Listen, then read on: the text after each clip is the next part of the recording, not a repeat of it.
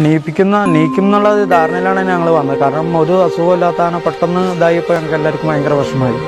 പിന്നെ സാഹചര്യങ്ങൾ മോശമായി പോകുന്നത് കണ്ടിട്ടാണ് ഞങ്ങളത് ലാസ്റ്റ് ആന പോകുന്നുള്ളൊരു ധാരണയിൽ വന്നത് ഞങ്ങൾക്ക്.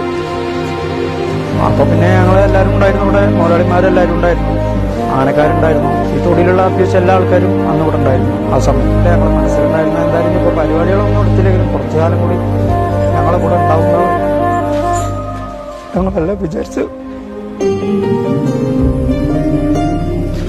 ആയില്ല, ദൈവം നേരത്തെ വിളിച്ചു. പക്ഷെ എല്ലാവർക്കും അവരുടെ അടുത്ത് മരണസമയത്ത് നിൽക്കാൻ പറ്റി. യോഗം ആരെയും ബുദ്ധിമുട്ടിച്ചില്ല, ഒരാൾക്കും ഒരു ബുദ്ധിമുട്ടെന്ന് പറഞ്ഞിട്ടുണ്ടാക്കിയില്ല.